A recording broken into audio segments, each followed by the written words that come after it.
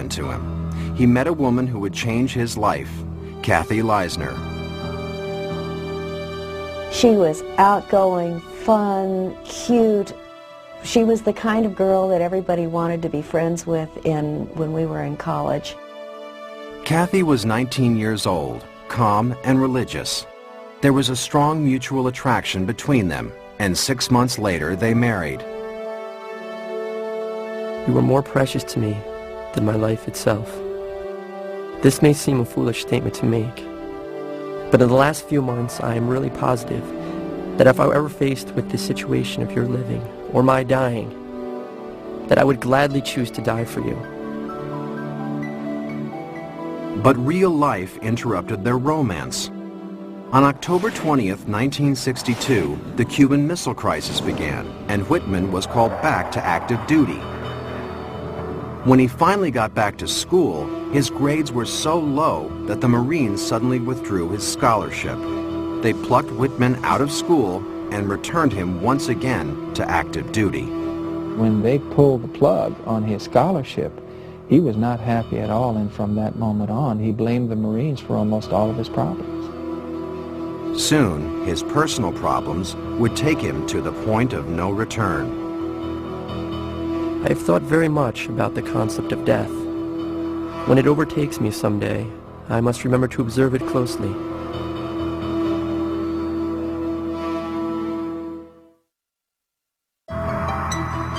Charlie and Kathy had been together for a year when Whitman found himself thrust back into active duty with the Marines. When Charlie returned to Camp Lejeune, North Carolina, he was not a good Marine anymore. He got into fights. He engaged in gambling. He got caught in the possession of an illegal weapon. One incident after another eventually led to a court-martial. Whitman was found guilty and sentenced to 30 days confinement and 90 days hard labor. He was stripped of his rank and demoted to private. While Kathy was back in Texas finishing her degree, Charlie grew very lonely. During his confinement, he began a diary. It became a reservoir for his most secret yearnings and fears. I wonder if I will ever taste the sweet honey of success for myself and my loved ones. As I look back over my past few adult years, they seem so wasted. Will I ever accomplish anything I set forth to do? Yet Charlie only wrote about things that concerned him. The assassination of President Kennedy on November 22, 1963, doesn't even make it into his diary. I was able to call Kathy today, but she sounded somber and unlike my Kathy. I love her very much. I hope her feelings do not change for me. It is so good to know she loves and understands me. I will love her until the day I die. She is definitely my most precious possession.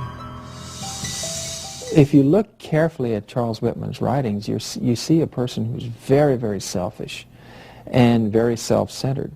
And mass murderers and serial killers tend to be that way. Desperate to be back with Kathy and free of the Marines, Charlie resentfully turned to his father for help. Pulling strings, he got Charlie's tour reduced by a year, and in December 1964, Whitman was discharged. He returned to Austin determined to redeem himself and re-enter the university, changing his major to architectural engineering. He was a very serious student, and he took everything very personally.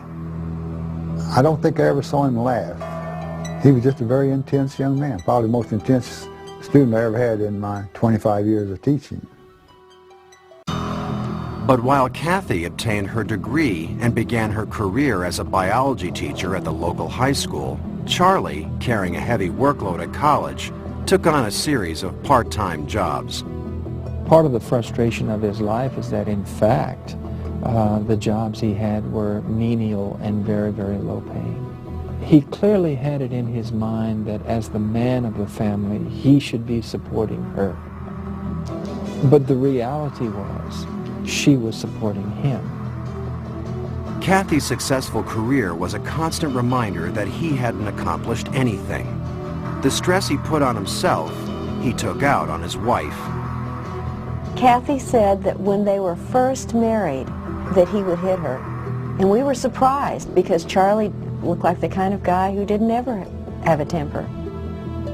There'd been a pattern that Charles had lost control and had physically abused his wife. He had beaten his wife on a couple of occasions, and he felt very remorseful about that. He'd made up a whole list of things to help him control his behavior. Good points to remember with Kathy. Don't nag. Don't try to make your partner over. Pay little attentions. Be courteous. Be gentle. The reminder did little good, and an outburst in architecture class was so bizarre, it alarmed his close friend Larry Fuse. So I walked into the class, and they were all working away in there, and Larry looked up and said, "Mr. Riley, Charlie's talking about taking a rifle and going up on the tower and shooting a bunch of people."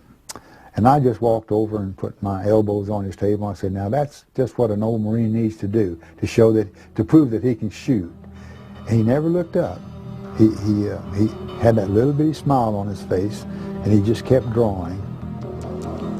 But that's not the only disturbing thing.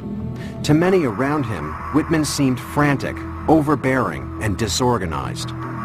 Perhaps it was because he was secretly taking an addictive upper called Dexedrine to keep himself going. Then, things went from bad to worse. In March of 1966, his mother walked out on his dad. His mother phoned one evening, and Charlie said, "I've got to go right now and pick her up because I don't know what my father's going to do." Charlie drove nonstop from Texas to Florida. The fight between Margaret and Charles Whitman Sr. appeared to have been somewhat of the straw breaking the camel's back for Mrs. Whitman, and she wanted out of the marriage. He brought her back to Austin, and then she got a job. It was agony for him that his mother was doing something that he thought was a menial job. He hated that. Charlie's father called incessantly, begging for his wife to return. But in May, Margaret filed for divorce. Caught between his mother and father, the tension was becoming too much. Charlie began experiencing terrible migraine headaches. Kathy was caught in his volatile mood swings. Charlie Whitman was always intense. He could suffer severe bouts of depression, and he could be violent toward her, and he could scream and he could yell, and then turn around and be a very kind and loving husband. Seeing that Charlie was struggling, Kathy gently pushed him to see a doctor. In late March, he met with Dr. Maurice Heatley, a psychiatrist on staff at the university. During their conversation, Charlie complained about his father, calling him brutal and domineering. He admitted to beating Kathy. He told Dr. Heatley that he was having overwhelming periods of hostility. And he admitted one more thing. One of the things that Charlie indicated in the session was that he would like to go up to the top of the University of Texas with a deer rifle and kill people. Dr. Heatley wasn't concerned. Many of his patients at the university made references to the tower. He asked Charlie to return in a week, but Charlie never saw him again.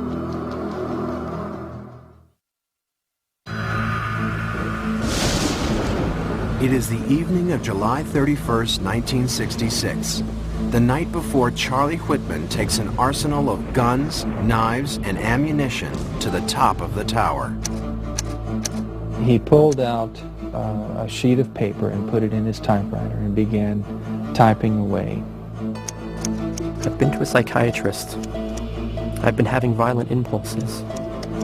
I've had tremendous headaches. It was after much thought that I decided to kill my wife Kathy tonight. I cannot rationally pinpoint any specific reason for doing this. I intend to kill her as painlessly as possible. While typing, Whitman is interrupted by the unexpected visit of his friends Larry Fuse and his wife, Elaine. It was near exam time, and usually before exams, Charlie was very into studying and didn't have time to do anything. And he was remarkably relaxed. There was a typewriter, and there was